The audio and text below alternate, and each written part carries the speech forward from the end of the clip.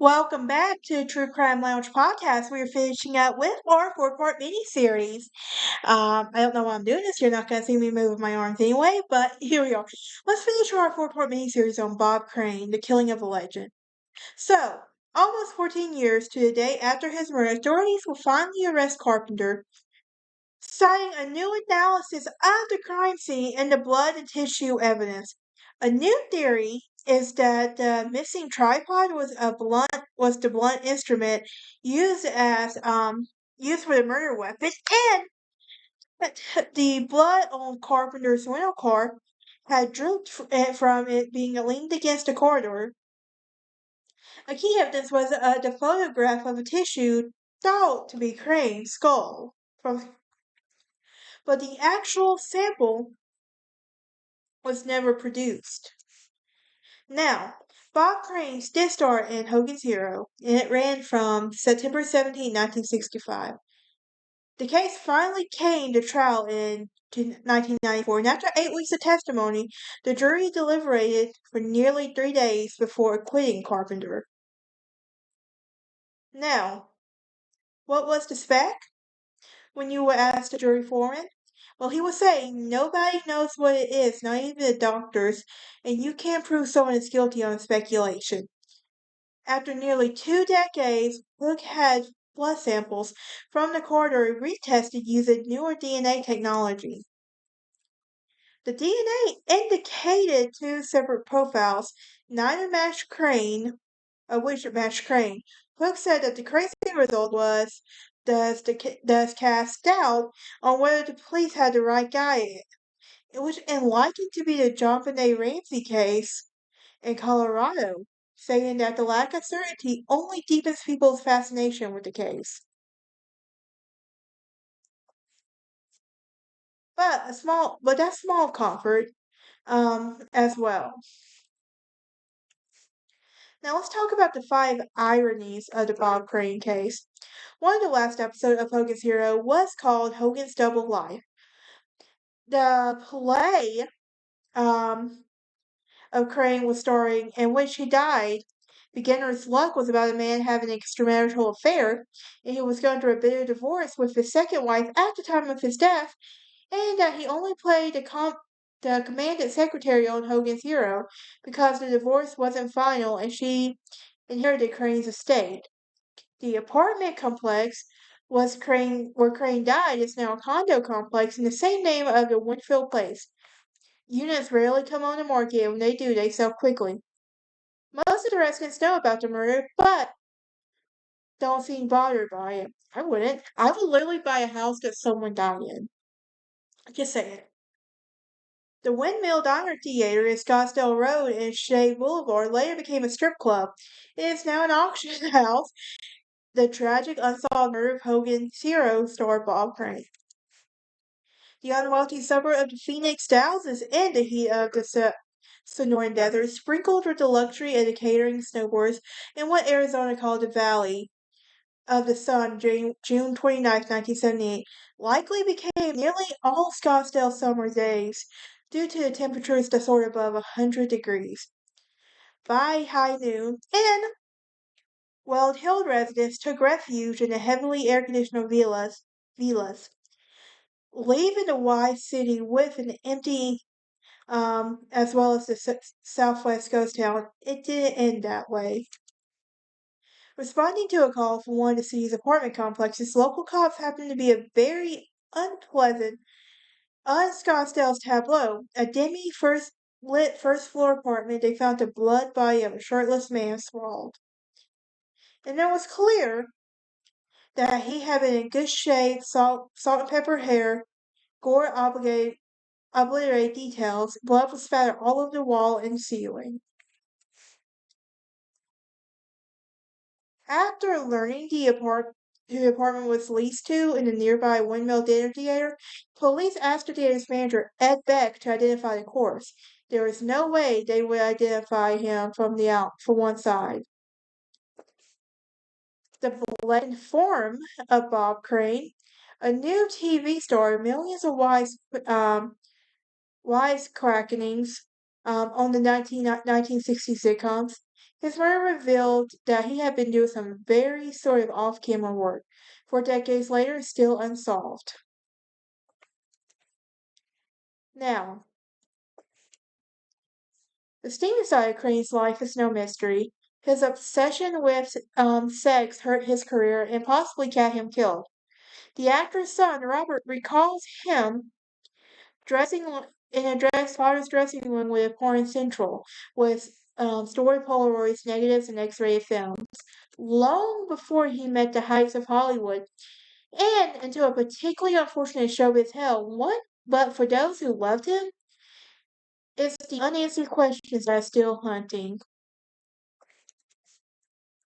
In the 1960s, sitcoms were lame jokes punctured by a bad laugh were a norm, but only one dared to mix the cheesiness with the bombing Nazis. Yet, when it debuted on CBS in the fall of 1965, Hogan's Hero was an overnight hit. Very loosely inspired by World War II movies, likely The Great Escape, Heroes fell a motley crew of inmates of German POWs, outfoxing a remarkably inept Third Reich for 6 seasons. Along the way, it made Crane, who played the Romanizer Colonel Robert Hogan, a house name. Before going in front of the camera, the Connecticut-born Crane made his name as a radio host, interviewing Marilyn Monroe, Bob Hope, Charleston Heston as well.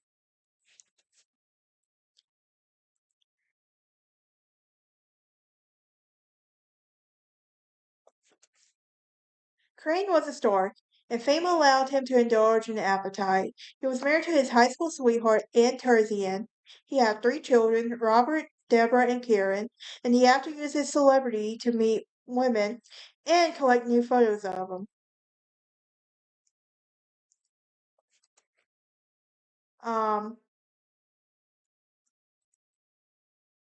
Crane's sexual behavior did affect other castmates after having an affair with his co-star Cynthia Lynn, who played Clinton's buxom secretary Helga in the first season. He moved on to her replacement Patricia Olson, who stepped in to play the identical role of Hilda the next year. And Olson went by a stage name Cedra Valdez. She became his second wife in 1970, shortly after his divorce to Anne. The couple had 2 children, Scott and Anne Marie, but Olson resented the influence Carpenter welded over her husband, a dynamic that was captured in the 2002 film Autofocus. Carol Ford, who co-authored Bob Crane, was the definition. Co-authored Bob Crane, serves as an unofficial spokesperson for the Crane second family. It says it overemphasized his fetish. It was a slice of the mainstream Hollywood that couldn't tolerate, and he did make some bad moves as well. The son maintains his father's sexual proclivities never veered into a dangerous territory.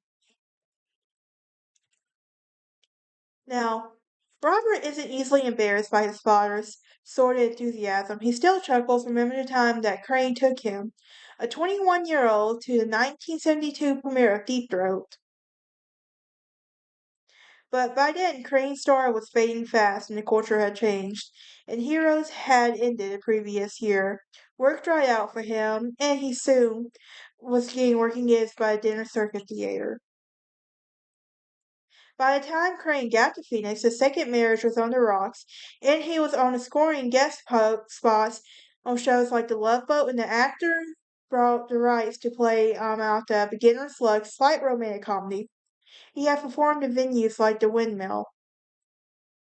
2 days before his death, he called his oldest son. He was just 2 weeks shy of 50. He wanted a clean slate, but that never happened. Robert believed that when he died, when his dad tried to pull away, Carpenter, who followed him to Arizona, became enraged. A few hours later, Crane was dead. Scottsdale detective Barry Vassell was in Phoenix with a colleague June 29, 1978. When he was called to Unit 132A at the Winsfield apartment, several cops were already present, along with the dinner theater actress Victoria Barry. Vassell then went to the airport to pick up Robert Crane's business manager Lloyd Vaughn and the attorney Bill Goldstein, who brought him to the scene. The Sun believes that what happened next was compromise of a hunt for the killer. Vassell is now retired from the force and is a private investigator. Scottsdale sees it differently. DNA testing wasn't available until 1978, but all these roads would lead to Carpenter, his partner in crime. Crime. How would you say that without it sounding weird? I'm not really sure. But not only did the cops know the pair had been fighting, but there was also no sign of forced entry into which suggested the victim knew his assailant. But there was no oh, but there was even more damning evidence. At the scene, there was blood everywhere.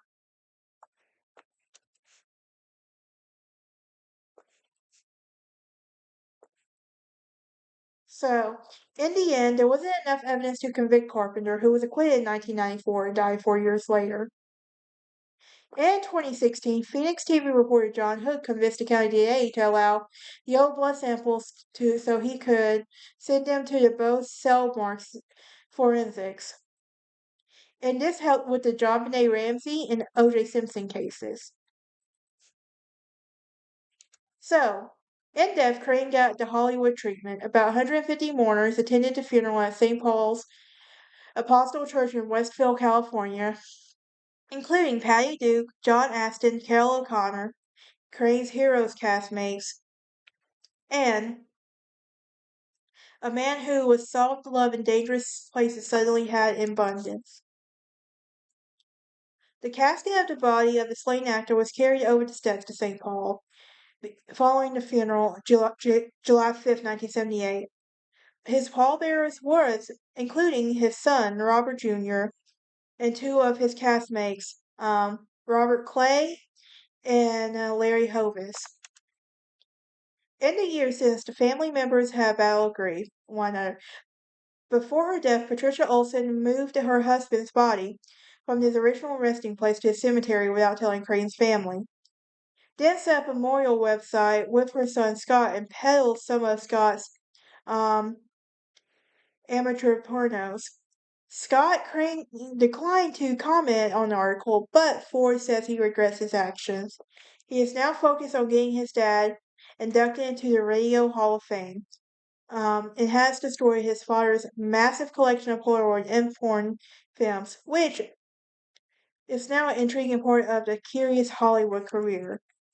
Robert Crane does not speak of his step siblings, and his mom, his sisters refuse to talk about what happened many years ago in Blistering Scottsdales. Alright, that's it for this miniseries. Our next miniseries, we will be talking about a more relevant case, Danny Masterson. Thank you for